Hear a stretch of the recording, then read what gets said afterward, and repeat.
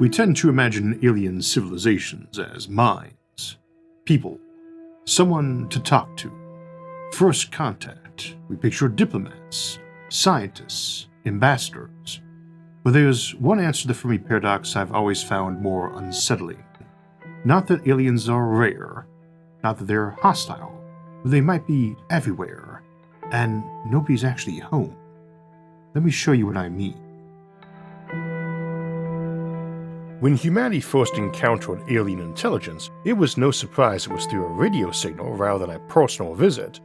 Due to the inherent signal lag, the messages between the two civilizations had to remain somewhat general and vague, and the shock had long since worn off when we got back the first reply to our own first message to them.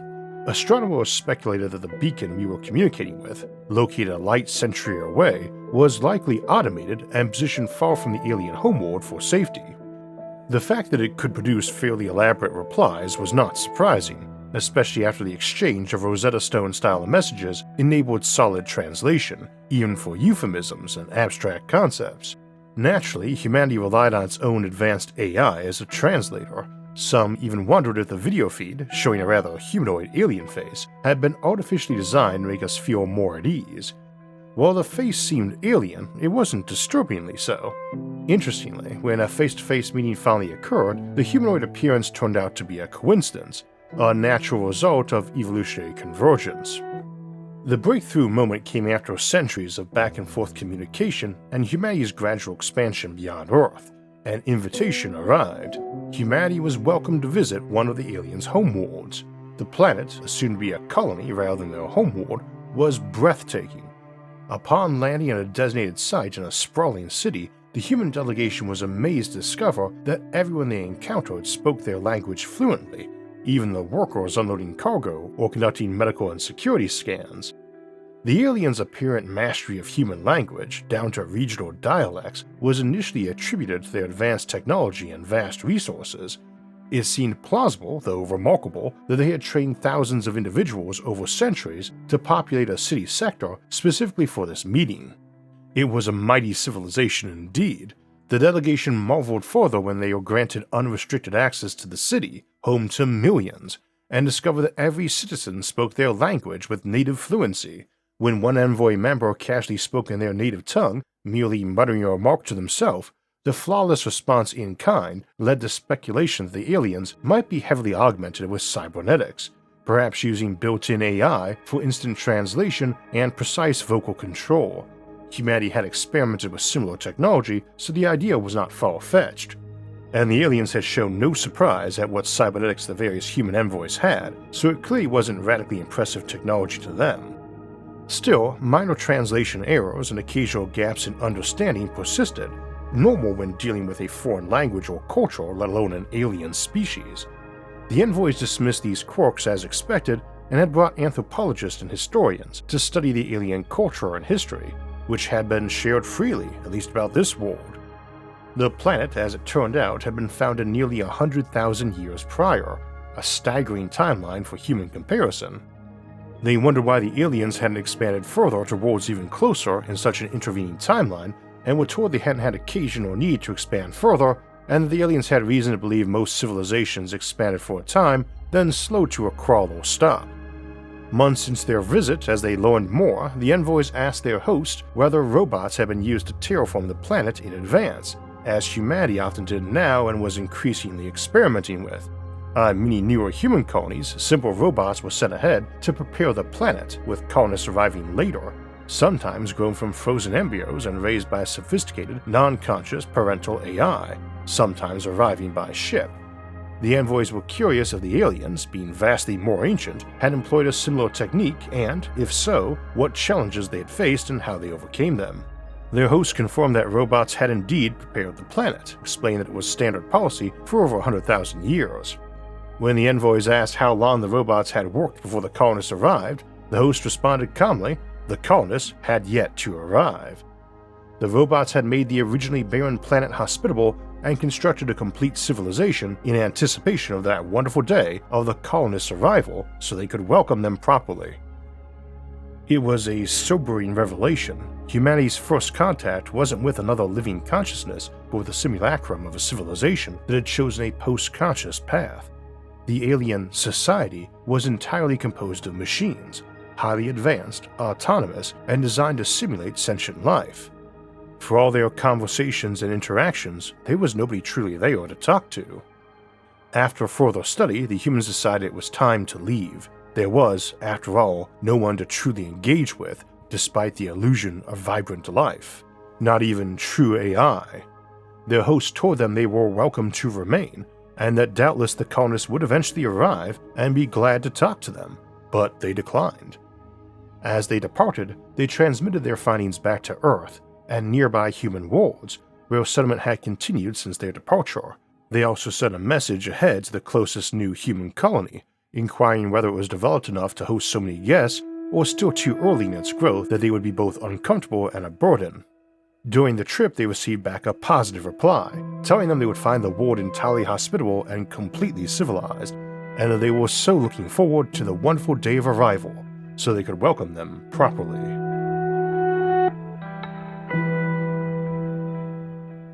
Welcome to Science and Futurism with Isaac Arthur, where we tackle some of the biggest questions about life, the universe, and everything in between. And today's question is a strange one.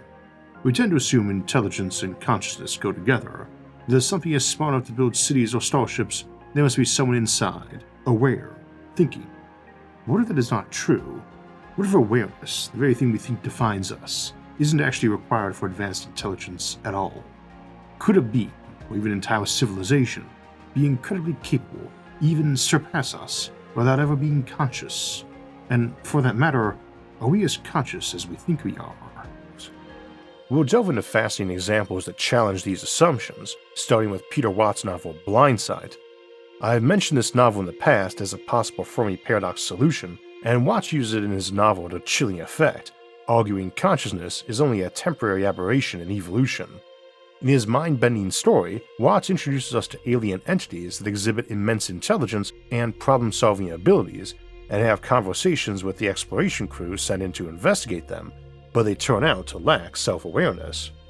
Their existence raises a provocative question: is consciousness an evolutionary advantage, or merely an expensive quirk that nature stumbled upon?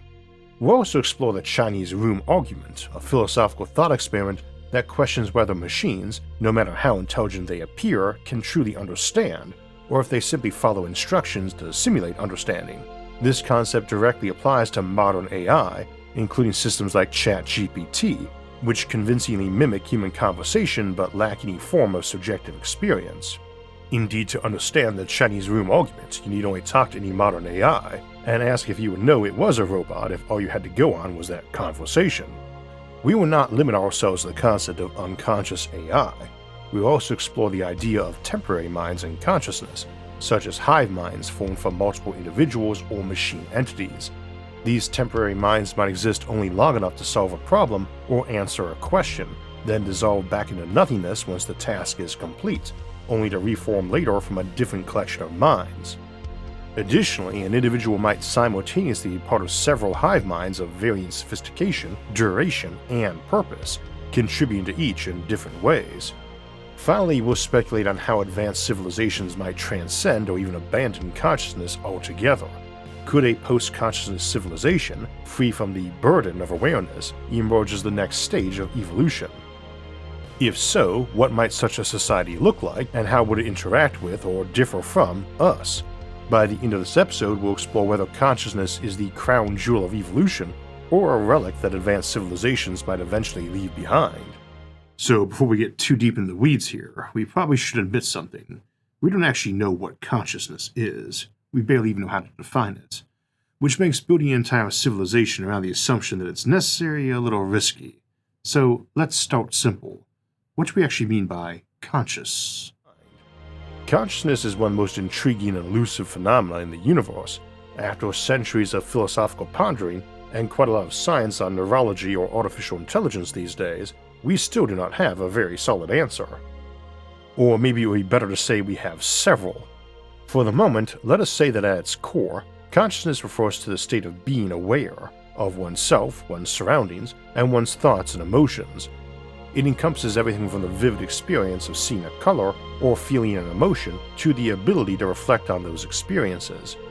This ability to introspect and form a sense of self is what distinguishes conscious beings from purely reactive systems. That might be a rather blurry line, and not one limited to trying to delineate from a human and a machine. We tend to assume a lot of animals are conscious. My cat, for instance, is clearly aware of his environment, arguably more than I am in a lot of ways. He reacts to changes in it that show he has both sensory and situational awareness. He certainly learns and solves problems, albeit in a more limited fashion than you or I, and shows emotions like seeking affection, petting, snacks, hissing or mewling when threatened or upset, and forming social bonds with myself and my family. Indeed, cats tend to get along better with humans than other cats in my experience. Dogs and many of our other mammalian companions, be they pets or livestock, are presumably conscious, though their experience of the world is less complex and less introspective than human consciousness. Cats likely lack the advanced self-reflection, abstract reasoning, and long-term planning that characterize human awareness. Their consciousness is more focused on immediate sensory experiences, survival, and emotional responses. Speaking of self-reflection, some of those animals do or do not pass the mirror test, which is recognizing your reflection in a mirror as yourself, but that's a test that is used mostly because it's easy to conduct.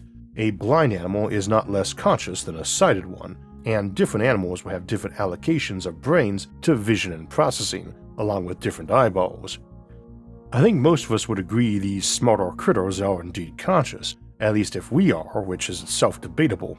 But could consciousness exist in animals we typically consider dumb? How dumb can we get on this?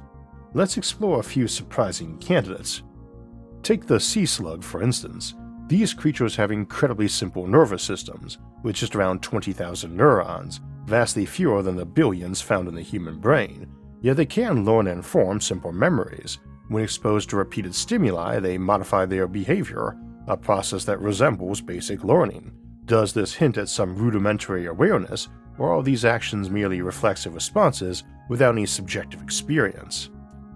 Insects like bees and ants also challenge our assumptions. Bees, for example, perform intricate dances to communicate the location of food sources to their hive mates, while ants collectively make decisions that guide their colonies. These behaviors are undeniably complex, but do they require consciousness? Many scientists argue that insects operate on highly efficient neural algorithms, performing actions that appear intelligent without any underlying awareness. Speaking for myself, my wife and I keep bees and they are impressive as a group, indeed so much so that we get the idea of a hive mind from them, but they are incredibly stupid individually. They simply perform a task mindlessly, it would seem, and the hive arguably is no different, just more sophisticated. But then we might say that about our own neurons or brain centers. And what about spiders? Jumping spiders in particular demonstrate remarkable hunting strategies. They remember the locations of prey, plan their routes, and execute deliberate actions to catch their target. It's difficult to say whether such behaviors stem from conscious thought or are simply pre-programmed instincts. These examples challenge us to rethink the link between intelligence and consciousness. Can basic awareness arise from simple neural systems, or is consciousness limited to more complex brains? While we may never fully understand the subjective experiences of these creatures, they remind us how much we still have to learn about the nature of consciousness itself. And this is where it gets humbling, because once you start looking closely, consciousness stops being this bright, clean line and starts looking more like a fuzzy gradient, from humans to dogs to cats to bees, to something that might just be a bundle of reflexes pretending very convincingly, which makes it a lot harder to say where mind actually begins. One way to understand consciousness is to consider it as a subjective experience, what philosophers call qualia. This refers to the what it's like aspect of being. For instance, there's something unique about what it feels like to see the color red, or taste chocolate, experiences that are deeply personal and inherently inaccessible to anyone else. Consciousness allows us to have these subjective perspectives, creating a rich, continuous tapestry of thoughts, sensations, and memories. Consciousness is often contrasted with intelligence, and this is a point we will dwell on a bit, because wondering about dumber animals being conscious isn't new. Both computers or robots that are smarter than we are, and whether or not they are conscious or could be is not new either. While intelligence involves problem-solving, learning, and adapting to new situations, consciousness involves awareness and self-reflection. An intelligent system, such as a computer or even an advanced AI, can process vast amounts of data and make decisions without necessarily being aware of its actions. Consciousness, on the other hand, is what gives humans and some animals the ability to contemplate their own existence, question their purpose, and imagine alternative realities. Scientifically, consciousness is thought to arise from the brain's ability to integrate information across different regions. Neuroscientists often describe it as the brain's way of combining sensory input, memories, and thoughts into a cohesive whole. Theories like the global workspace theory suggest that consciousness acts as a spotlight, bringing specific information to the forefront of the mind while leaving other data in the background. GWT likens the brain to a theater, where unconscious processes operate behind the scenes, and the global workspace as a spotlight, bringing the most relevant information to center stage.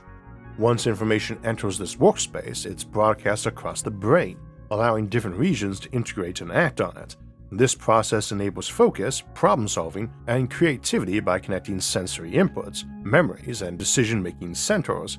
While most brain activity remains unconscious, consciousness allows for flexible and adaptive responses to new challenges. Neuroscientific evidence offers decent support for GWT, showing that conscious awareness involves widespread neural activity, and has even inspired AI models that mimic this integration of information. In essence, GWT portrays consciousness as a dynamic process of selecting and sharing information across the brain to create a unified and actionable experience. This integration enables us to make decisions, plan for the future, and form a coherent sense of identity. And I think you can make a good case that a personality or identity is linked to consciousness. Indeed, we did an episode on that, consciousness and identity, almost a decade back, before the current era of AI brought this so much to the forefront of our own thoughts and ponderings.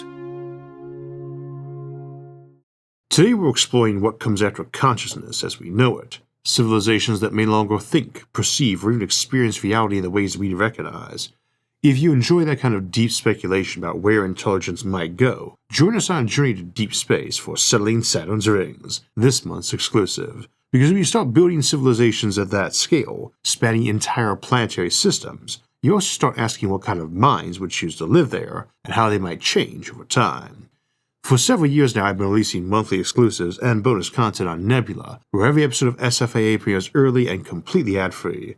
That includes over 800 episodes of SFIA, along with content from hundreds of other creators exploring science, philosophy, and history, like Vintage Space's episode on Apollo 8, a great chance to remember that iconic mission as Artemis II repeats its epic journey. Go watch Vintage Space or Settling Saturn's Rings and use my link with the QR code to get 50% off an annual plan, just $30 for the whole year. Our ability to map brains and see them real-time, as well as to model and deploy neural networks, offers us some intriguing insights in the mind and ways to potentially test what concepts like consciousness are, maybe in some properly scientific and falsifiable way. Despite these insights, consciousness remains a profound mystery. The hard problem of consciousness, as philosopher David Chalmers describes it, asks why physical processes in the brain give rise to subjective experiences at all. Why do patterns of neurons firing create the feeling of pain, love, or wonder? The explanatory gap between the physical mechanisms of the brain and the subjective nature of consciousness is a central challenge in neuroscience and philosophy. It also raises an important point for today's discussion. Do we actually need these subjective experiences or consciousness for a civilization to function? Alright, quick pause, because that got pretty philosophical pretty fast. So let's simplify. Imagine consciousness is not magic. Imagine this is the way the brain coordinates information. A tool, useful but expensive. And if it's just a tool, then evolution doesn't necessarily keep it around forever. Sometimes tools get replaced.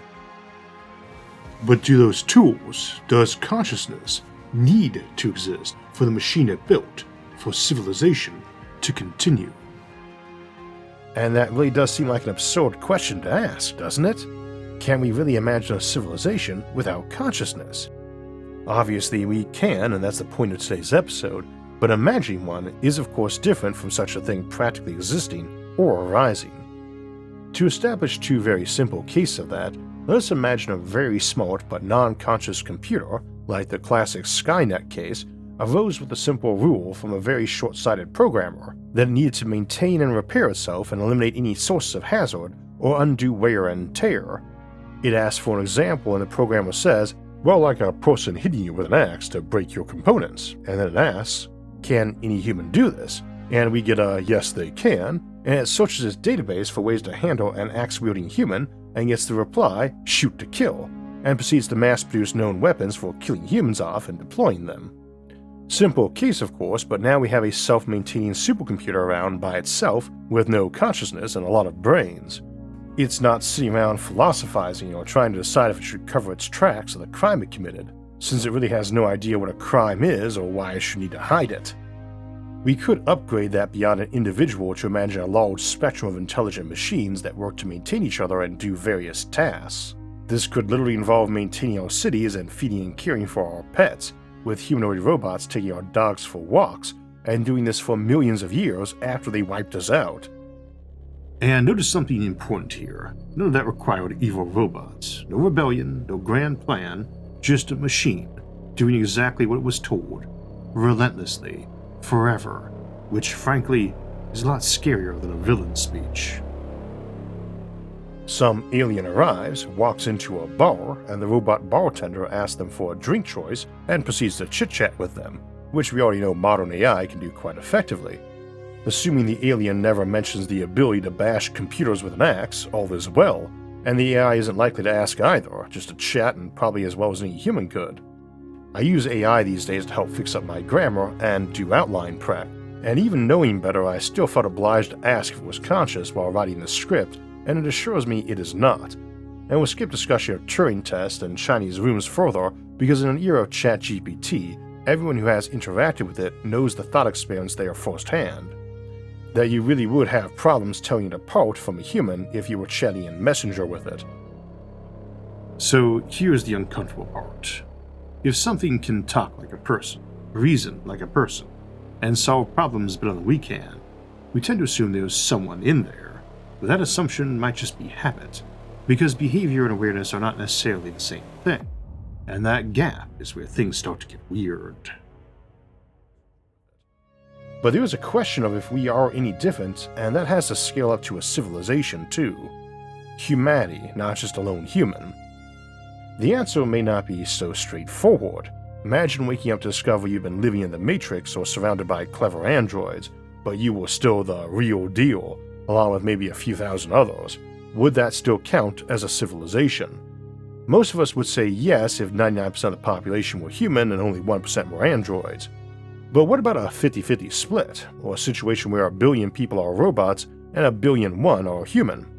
If that tiny majority tipped the scales, would losing just 2 humans in an accident suddenly mean it's no longer a civilization? How many conscious beings are required for something to be considered a civilization? If we establish a colony on a new planet with 1,000 settlers, does it matter how many computers or artificial intelligences they bring along? Are they any less of a civilization if there are 2,000 colonists and 2,001 androids, or none at all, or even 10 billion androids? Isaac Asimov, renowned for his Robot and Foundation series, explores similar themes in novels like The Naked Sun and Robots of Dawn. In these stories, highly intelligent humanoid robots vastly outnumber humans on colony planets, raising fascinating questions about what defines a civilization when humans become the minority among their own creations. And these stories got written long ago when computers were barely a thing. We get to see a civilization being made more by our robot creations than ourselves, and need to ask if we are really necessary for that civilization to continue, and when those creations are, from a practical point, operating and maintaining that civilization, often including its social aspects. I do not think it's too hard for us to imagine some scenarios like that arising for us too. Consider a world where we still have billions of entirely conscious and intelligent, and even thoughtful and kind human beings, but where we just tend to spend most of our time voluntarily chatting and interacting with machines over other people, not just because they do as we say, but because they may be better calibrated to an individual than any friend or family member they had. If, after several centuries, most people are living isolated lives, interacting minimally with other humans, and preferring VR or androids, we might assume that such a civilization would collapse.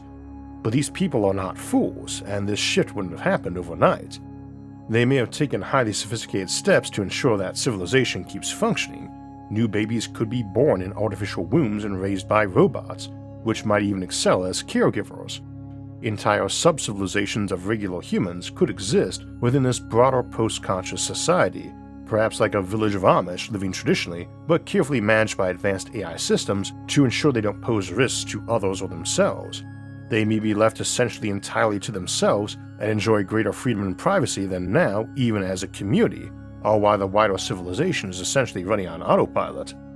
Speaking of freedom and privacy, as these become increasingly scarce or threatened by advancing technology, particularly AI, they might also become part of the solution. As I mentioned before, the same tools that threaten our privacy and freedom might be the best ones to protect them. If advanced technology necessitates a system akin to a police state to prevent random individuals from 3D printing or Star Trek replicating a doomsday device in their basement, I suspect many people would prefer being monitored by an AI lacking consciousness rather than by a human, or even a conscious AI. And thus it's not too hard to imagine a fundamentally post-conscious civilization operating as a whole without consciousness, even if it's composed of many individual conscious minds. Ironically, this would be the exact opposite of how we typically think about consciousness, where smaller non-conscious neurons or subcomponents come together to create a larger conscious entity. So we wind up in a strange place, because we usually think civilization exists for people, for minds, for experience. But I think if intelligence can run perfectly well without any of that, then maybe the universe doesn't actually need us to be aware at all. And that might be the strangest possibility of all. So understanding consciousness is not just a philosophical curiosity, it has practical implications. As we develop more advanced artificial intelligence and explore ideas like hive minds or temporary consciousness, we must grapple with whether these systems could ever truly experience or merely mimic the process we associate with being alive and aware. This exploration pushes us to question what consciousness really means and whether it is a necessary component of intelligence, or merely an evolutionary quirk, or for that matter, if it is really a thing at all. Now that last at least we can answer, or rather not answer. René Descartes famously remarked, "Cogito ergo sum," I think, therefore I am. This statement is often interpreted as proof of existence through thought, but it doesn't actually prove anything. Instead, it highlights the futility of trying to definitively prove one's own existence.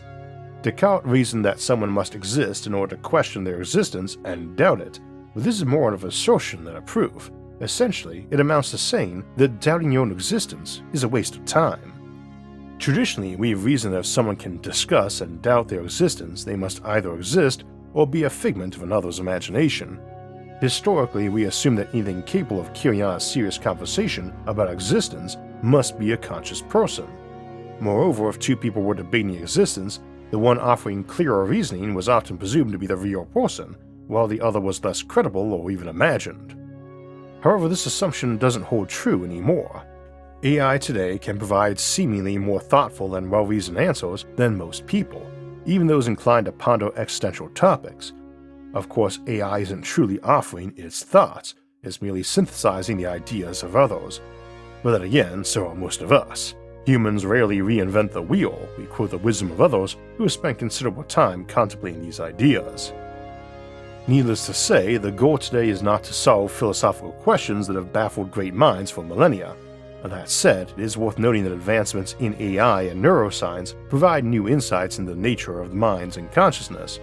While we still can't definitively say what consciousness is, we can at least make progress by identifying what it likely is not. While we can't prove it, our current AI clearly is not conscious.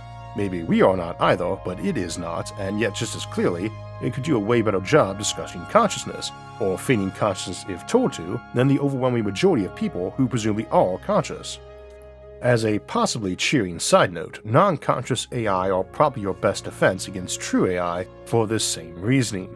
It will always be able to do more with less than a machine needing to run a consciousness too, and thus excel better at a given identical task given the same resources.